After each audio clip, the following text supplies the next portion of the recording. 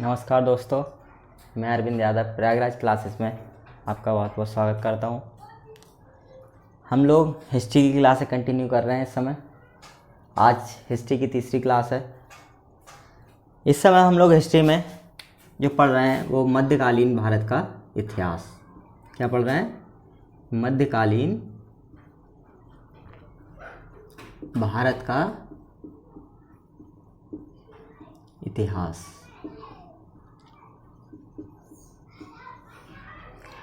मध्यकालीन इतिहास पढ़ रहे हैं हम लोग भारत का, और इसमें हम लोग दो टॉपिक कवर कर चुके हैं। पहला, इस्लाम धर्म का उदय,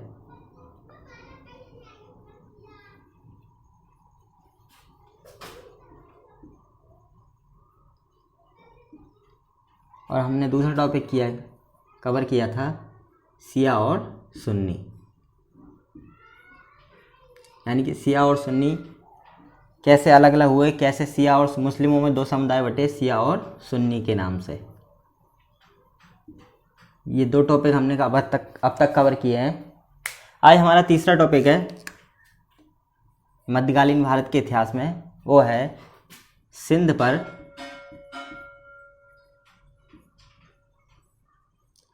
अरबों का आक्रमण। क्या टॉपिक है? सिंध पर अरबों का आक्रमण।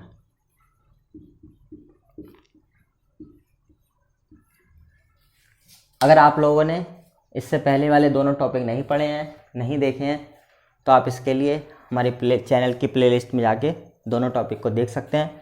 उसके बाद आप तीसरा क्लास जो है कंटिन्यू कर सकते हैं, है ना। तो उससे क्या होगा, आपको थोड़ा बेहतर ढंग से समझ में आने लगेगा अगर दोनों टॉपिक कवर कर लेंगे पहले के। ठीक है, आज का टॉपिक स्टार्ट करते हैं हम लोग।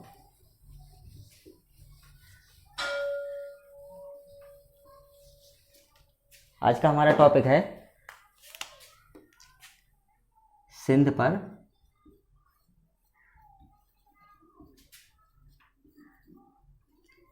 अरबों का आक्रमण।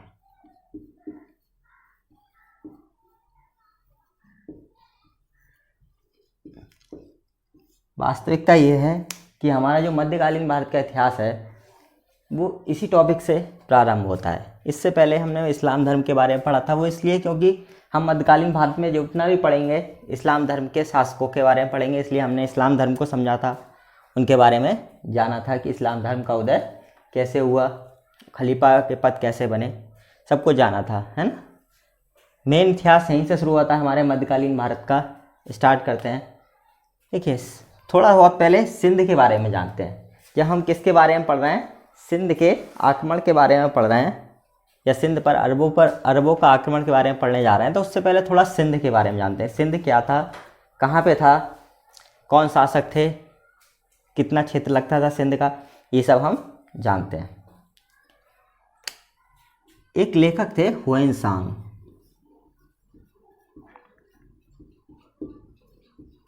कौन थे? लेखक हुएनसांग। इन्होंने एक अपनी पुस्तक में बताया था कि सिंध पर एक शूद्र शासक का शासन हुआ करता था। सिंध पर किसका शासन था? एक शूद्र शासक का। शूद्र शासक सिंध पर क्या करता था? राज्य करता था। लेकिन ये जाति से शूद्र था, लेकिन बौद्ध धर्म को भी मान्यता दिया करता था, है ना। लेकिन सिंध का जो शासक था, जितना भी क्षेत्र लगता था, वो आज के टाइम में आधुनिक बलूचिस्तान, आप लोग देखते होंगे बलूचिस्तान का जिक्र पाकिस्तान में है इस समय, उसका जिक्र टीवी पर बहुत होता है। क्यों होता है मुझे आप लोग कमेंट करके बताइएगा, मैं भी जानूँ आप लोग करंट अफेयर से या न्यूज़ से कितना जुड़े हुए हैं, है ना। मुझे कमेंट करिएगा कि सिंध में जो बलूचिस्तान था या आधुनिक बलूचिस्तान है, उसका जिक्र टीवी पर अक्सर क्यों होता है ना। सिंध की जो राजधानी थी वो थी एलोर। कहाँ थी राजधानी? एलोर में। किसकी? सिंध की। सिंध की राजधानी कहाँ थी? एलोर में थी। लेकिन 7वीं शताब्दी में जब हर्षवर्धन जो थे उनकी मृत्यु हो गई, तो 7वीं शताब्दी में, कब? 7वीं शताब्दी में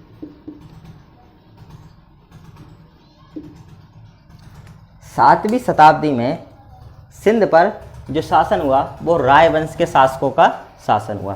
किसका शासन हुआ? राय वंश के शासकों का।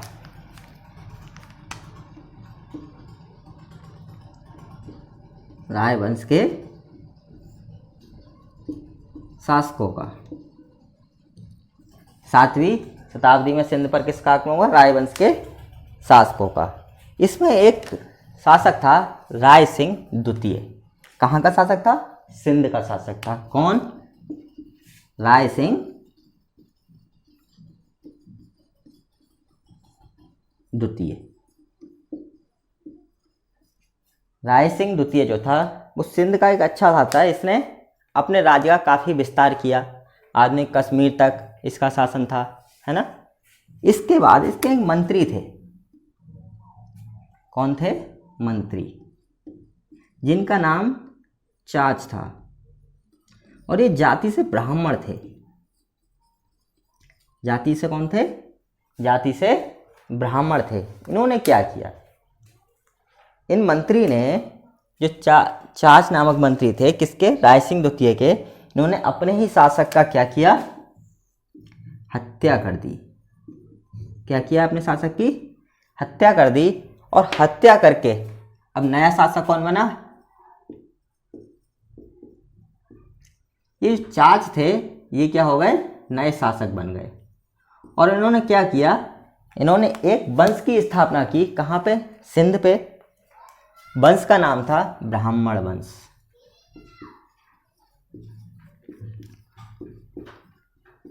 चाच ने क्या किया? ब्राह्मण वंश की स्थापना कर दी। चाच के 2 पुत्र थे। कौन कौन से? चाच के जो पुत्र थे, एक तो थे दाहिर और दूसरे थे दाहिर सिय। कौन से थे? दाहिर सिय।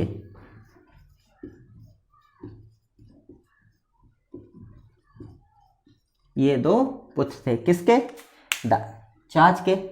लेकिन चाच की मृत्यु के बाद चाच का भाई जो था वो कुछ समय के लिए शासक बना, लेकिन उसकी मृत्यु कर दी गई और इन दोनों में उत्तराधिकारी का क्या हुआ? युद्ध हुआ। जिसमें इन दोनों में जब उत्तराधिकारी का युद्ध हुआ, किस किस में? चाच के पुत्रों में दाहिर और दाहर सिय के बारे में।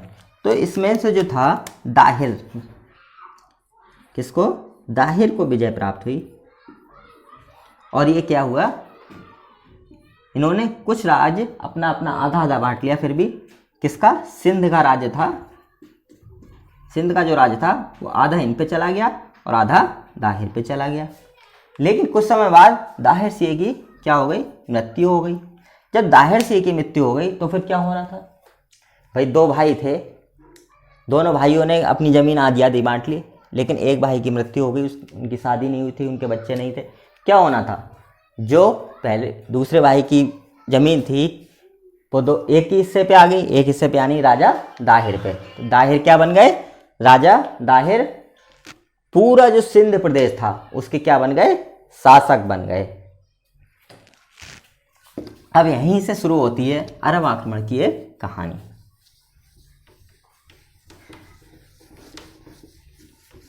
जब राजा दाहिर सिंध पर पूरी तरीके से शासक बने तो इन्हें वहाँ की सब समस्याओं का भी सामना करना था।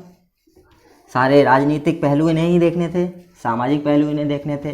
ब्राह्मण वंश के ये थे और इसी समय से ब्राह्मण वंश चला रहे हैं कश्मीर में, है ना।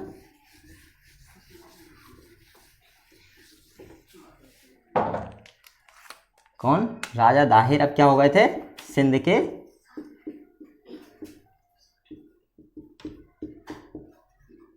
के एक छत्रक, यानी कि पूरे सिंध पर सिर्फ इन्हीं का कब्जा हो गया। एक छत्रक क्या हो गए? शासक बन गए। लेकिन इस समय एक घटना घटी। इस समय अरब में खलीफा थे, खलीफा का नाम था उमर। खलीफा कौन थे? उमर।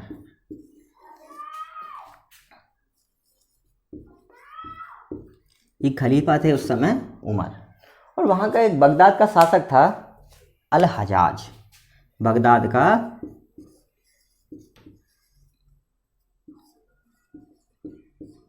शासक। बगदाद का शासक कौन था? अल हजाज। ध्यान रखेंगे।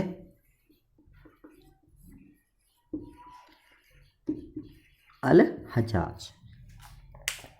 भारत से जो अरबों के नाते थे वो आज से नहीं, जब मुस्लिम धर्म नहीं था, इस्लाम धर्म नहीं था, मुस्लिम लोग नहीं हुआ करते थे, उससे पहले भी जो धर्म थे, जो सभ्यताएं थी, जो संस्कृति थी, उनके साथ जुड़ा हुआ था। यहाँ से वो लोग व्यापार करते थे, हम लोग व्यापार करते थे, है ना। भारत से, श्रीलंका से सब व्यापार चलता था इन जगहों से। तो एक घटना घटी, वो घटना क्या थी? घटना ये घटी कि ये था सिंध प्रदेश। क्या था यहाँ पे? सिंध प्रदेश। इसका एक बंदरगाह था। क्या था? एक बंदरगाह। बंदरगाह था जिसका नाम क्या था? देवल। देवल एक बंदरगाह था। और यहाँ से जो अरब लोग थे वो श्रीलंका के लिए, कहाँ के लिए? देवल होते हुए निकलते थे। कहाँ के लिए? श्रीलंका के लिए।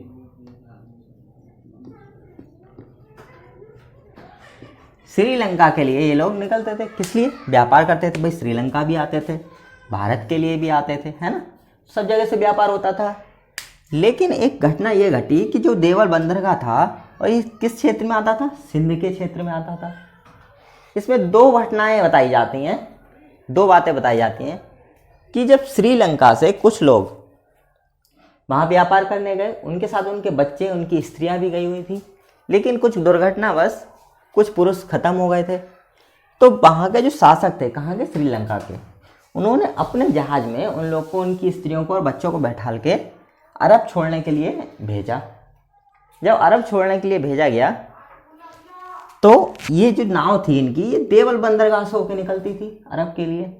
तो यहाँ पे देवल बंदरगाह पे क्या घटना घटी कि कुछ डाकुओं ने, किन्होंने? डाकू ने ये जो जहाज था इसको पकड़ लिया, और इसमें से जो भी था इनका व्यापार सामान, जो था व्यापारिक सामान या जो भी था, स्त्रियां बच्चे, उनको परेशान किया और डाकू ने सारा सामान छीन लिया। और दूसरी घटना ये है कि जब श्रीलंका से ये जहाज निकले देवल होके, तो राजा दाहिर के सैनिकों ने इनको पकड़ लिया था। दो बातें बताई जाती हैं। क्या? एक तो डाकुओं ने पकड़ा था, और दूसरा जो राजा दाहिर थे, जो सिंध के क्षेत्र में देवल बंदरगाह था, वहाँ पे राजा दाहिर के सेनापतियों ने या सैनिकों ने उस नाव को पकड़ के उनका सारा सामान छीन लिया। जो बच्चे थे उन्हें प्रताड़ित किया गया, स्त्रियों के साथ गंदा व्यवहार किया गया, दुर्व्यवहार किया गया। ये बात थी, जो एक बात थी, ये कहाँ तक पहुँची? अल हजाज तक। जब अल हजाज तक पहुँची तो अल हजाज ने सिंध के राजा से कहा कि भाई आप लोगों ने या डाकुओं ने जो भी घटना घटी है डाकुओं के द्वारा, आप उनको दंडित करो, और जो हमारा सामान आप लोगों ने लूटा है, जो व्यापार का माल आप लोगों ने लूटा है, उसको वापस करो या हट जाना दो। किसने कहा था ये बात? दाहिर के लिए अल हजाज ने। लेकिन दाहिर ने इनकी नहीं सुनी। दाहिर ने जब इनकी नहीं सुनी तो इनके एक सेनापति थे, इनके दो सेनापति थे, मोहम्मद बिन कासिम। मोहम्मद बिन कासिम कौन था? अल हजाज का सेनापति।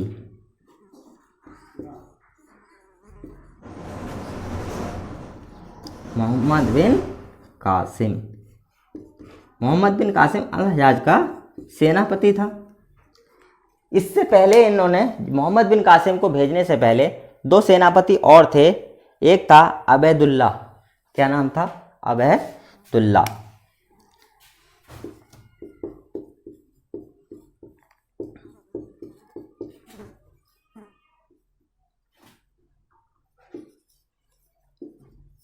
उबैदुल्ला। कौन था सेनापति? उबैदुल्ला। और एक और सेनापति थे, उनको भेजा। इन दो सेनापतियों को जब भेजा, किसके पास भेजा था? राजा दाहिर के पास। इनसे कहा कि भाई इन लोगों ने, राजा दाहिर ने जो है हम लोग की बात स्वीकार नहीं करी है, इन्हें प्रताड़ित करना चाहिए या दंड देना चाहिए। लेकिन जब इन्होंने राजा दाहिर पे आक्रमण किया तो क्या हुआ कि दोनों सेनापति हार गए और इनकी क्या हो गई, मृत्यु। किसने कर दी, राजा दाहिर ने। उसके बाद जब नंबर आया तो किसका आया, अगले सेनापति मोहम्मद बिन कासिम का। मोहम्मद बिन कासिम को जो सेनापति थे किसके, अल हजाज के। अल हजाज ने बोला कि राजा दाहिर जो हैं सिंध के राजा, उन्होंने हमारी आज्ञा की क्या करी है, अवहेलना करी है, हमारी आज्ञा नहीं मानी है, उन्हें उसका दंड देना चाहिए और उसके लिए तुम सेनापति हो, वहाँ जाओ, उनको दंड दे के आओ, है ना। ये बात हुई।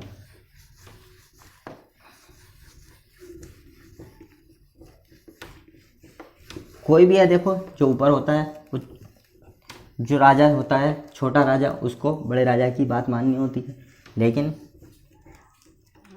जो अल हजाज था वो दूसरी जगह का राजा था, दाहिर दूसरी जगह के, तो उन्होंने सोचा कि भाई हमारे में ये लोग दिक्कत कर रहे हैं, हम अलग देश के राजा हैं, वो अलग देश के हैं, फिर भी हम पे हुक्म चला रहे हैं, तो इसलिए हो सकता है उन्होंने बात ना मानी हो। लेकिन मोहम्मद बिन कासिम, कौन, मोहम्मद बिन कासिम, मोहम्मद बिन कासिम सेनापति के रूप में भारत में आया और इसने सिंध पर प्रथम आक्रमण किया। क्या किया, प्रथम आक्रमण।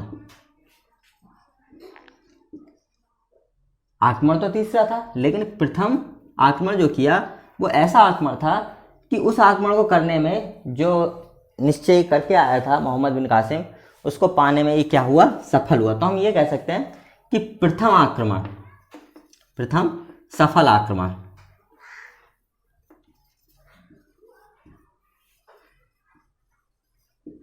प्रथम सफल आक्रमण, प्रथम सफल जो आक्रमण था वो किसने किया, मोहम्मद बिन कासिम है, जिसमें उसने विजय पाई थी।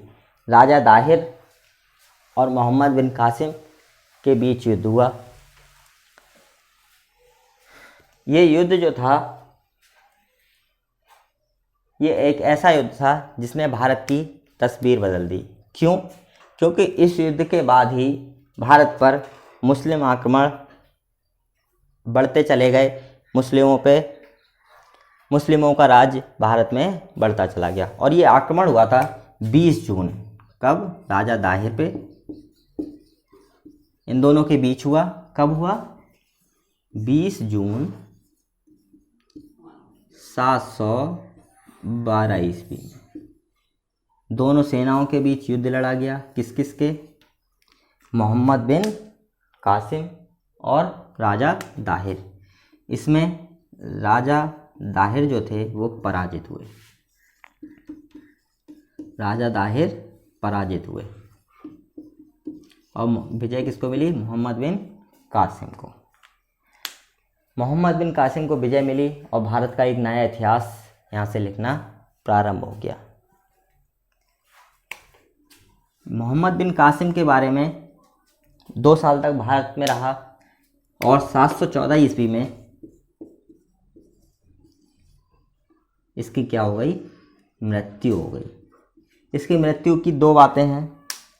एक तो ये कि राजा दाहिर, जो राजा अल हजाज थे शासक, इसके मोहम्मद बिन कासिम ये तो सेनापति था, के शासक कौन थे, अल हजाज। राजा दाहिर की 2 पुत्रियां थीं, एक थी सूर्या, दूसरी परमल देवी। परमल देवी। अल हजाज के 2 पुत्र थे, इनकी 2 पुत्रियां थी। तो मोहम्मद बिन कासिम ने उपहार स्वरूप इन दोनों पुत्रियों को, राजा दाहिर की 2 पुत्रियां थी जो सूर्या और परमल देवी को, इनको किसके पास भेजा, अल हजाज के पास इन्होंने उपहार स्वरूप भेजा। लेकिन सूर्या और परमल देवी बहुत ही चतुर थीं। उन्होंने अल हजाज से बोला कि आपके पास हमें बहुत बाद में भेजा गया है, मोहम्मद बिन कासिम हमारी आबरू पहले ही लूट चुका है। इस बात की जब खबर अल हजाज को पहुंची तो उन्होंने मोहम्मद बिन कासिम को बुलाया और उसकी हत्या कर दी। लेकिन कुछ का कहना है कि उसकी हत्या उस समय नहीं की गई, बल्कि उसको कारागार में डाल दिया गया और बाद में उसकी यातनाएं इतनी दी गई कि उसकी मृत्यु हो गई। ये जो इतिहास है, यहाँ से अब हमारा मध्यकालीन भारत का इतिहास प्रारंभ होता है। कहाँ से? मोहम्मद बिन कासिम के प्रथम सफल आक्रमण से, है ना। अब हम कुछ थोड़ा सा ये जानेंगे कि जब अरब हमारे कंट्री में आए, हमारे हिंदुस्तान में, सिंध में आए, तो कुछ खास बातें, कुछ खास बदलाव हमारे देश में हुए या नहीं हुए, है ना। ये बातें जानना भी ज़रूरी है। हाँ, एक बात और जानना ज़रूरी है मोहम्मद बिन कासिम के बारे में। वो ये पहला शासक था जिसने भारत में एक कर लगाया। वो कर किससे लगाया? गैर मुसलमानों से, गैर मुसलमान से। इसने ये कहा कि भाई अब तुम्हारे देश पे जो तुम्हारे राजा थे दाहिर, उनका कोई अधिकार नहीं है, उनकी हत्या हो चुकी है। अब मैं यहाँ का शासक हूँ और आप लोग को मेरे हिसाब से रहना है। या तो आप मुसलमान बन जाओ, इस्लाम धर्म कबूल कर लो, या फिर आप एक कर दो। तो जो लोग मुसलमान बनना चाहते थे वो मुसलमान बन गए, इस्लाम धर्म उन्होंने कबूल कर लिया। और कुछ लोग जो मुसलमान नहीं बनना चाहते थे उन्होंने कर दिया। ये जो कर था ये गैर मुसलमान यानी काफिरों से लिया गया। किससे? काफिर से। काफिर किसके कहता है? जो इस्लाम धर्म कबूल नहीं करता है या मुसलमान नहीं होता है, उससे क्या लिया जाता है? उसे क्या कहा जाता है? काफिर कहा जाता है ना। और इसमें कुछ लोगों को छूट दी गई, जिसमें विकलांग, ब्राह्मण और महिलाएं, ये 3 वर्ग शामिल थे जिनसे इस कर में क्या दी गई? छूट दी गई। लेकिन अरब के लोग हमारे पास आए, इन्होंने आक्रमण किया, तो ये हमारे साथ कुछ चीज़ें भी लेके आए। क्या? इन्होंने कुछ काम प्रारंभ किए। एक तो इन्होंने ऊँट का पालन शुरू किया। किसका? ऊँट का पालन शुरू कराया।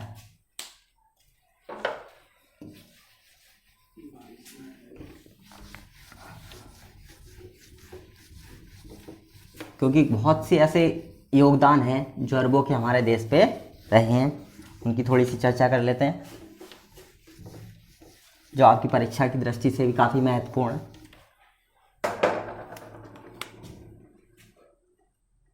नंबर 1, ऊँट पालन प्रारंभ कराया इन्होंने, है। ऊँट पालन का प्रारंभ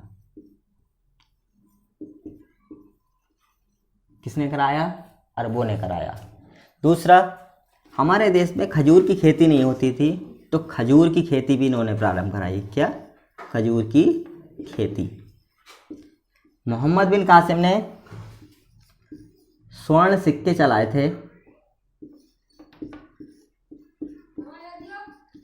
स्वर्ण सिक्के चलवाए, जिसे क्या कहा जाता था? दिरहम कहा जाता था। क्या? दिरहम। स्वर्ण सिक्कों क्या कहते थे? दिरहम चलाया था इन्होंने, हैं। और एक चीज़ और, हमारे यहाँ उस टाइम जो लड़ाइयाँ होती थी वो हाथियों से होती थी, लेकिन अरब जो आए थे उनके सैनिकों पे क्या होते थे? घोड़े। कौन से घोड़े? अरबी घोड़े। तो अरबी घोड़े कौन लेके आया? अरबवासी। अरबी घोड़े। इन्हें लाने का भी योगदान किसका जाता है? अरबवासियों का योगदान जाता है। किसमें? घोड़े लाने में, है ना। आज का टॉपिक हम लोग यहीं पे समाप्त करते हैं। नेक्स्ट क्लास में मोहम्मद गौरी, मोहम्मद गजनवी के बारे में पढ़ेंगे। तब तक के लिए अगर आपको ये वीडियो पसंद आई हो तो इसे लाइक करें, हमारे चैनल को सब्सक्राइब करें। धन्यवाद।